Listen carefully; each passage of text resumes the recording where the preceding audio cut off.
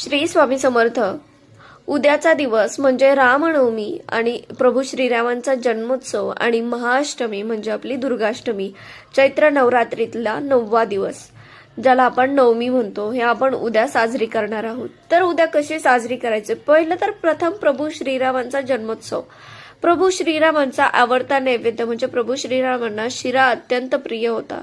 तर शिरा बनवायचा आहे, मग तुम्ही तो सुंठवड्याचा सुद्धा शिरा बनवू शकता.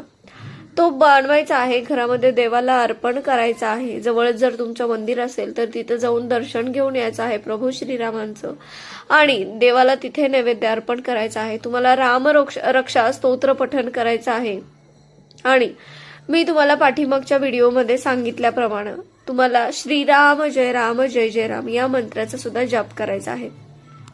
हा झाला रामनवमीचा. आता दुर्गाष्टमीला तुम्हाला काय करायचं आहे? याच दिवशी एक सुवासिनी स्त्री जी असते ती तुम्हाला घरी बोलवायची आहे. घरात काहीतरी गोडधोडाचं जेवण करायचं आहे आणि ते त्यांना जेवू घालायचं आहे. जेव्हा तुम्ही सुवासिनी स्त्री घरामध्ये जेवू घालत असता तेव्हा एका अर्थी तुम्ही मा दुर्गेलाच तुम्ही जेवायला घालत असता. कोणाच्या ना कोणाच्या मुखातून ते अन्न आपण देवालाच अर्पण करत असतो. घरामध्ये मंदिरासमोर ठेवलेला नैवेद्य तर ते नंतर आपणच ग्रहण करत असतो. पण जर कोणाला एखाद्याला तो प्रसाद खरोखरच आपण दिला आणि आपल्या घरामध्ये जेवू घातलं तर ते खरंच खूप पुण्याचं काम असतं.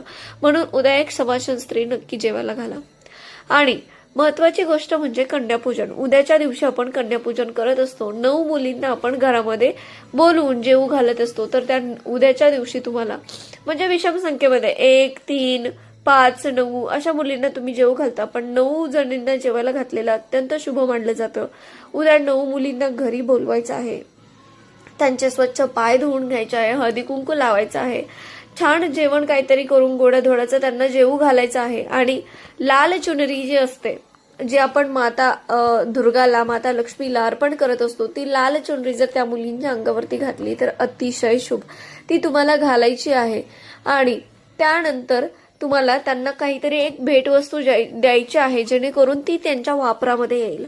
तर तुम्हाला असं कन्यापूजन करायचं आहे. त्यानंतर तुम्हाला मंदिरामध्ये जाऊन कोणत्याही मंदिरामध्ये जावा देवीच्या, तिथे जाऊन तुम्हाला देवीची ओटी भरायची आहे आणि 5 मिनिटं बसून नामस्मरण करायचं आहे.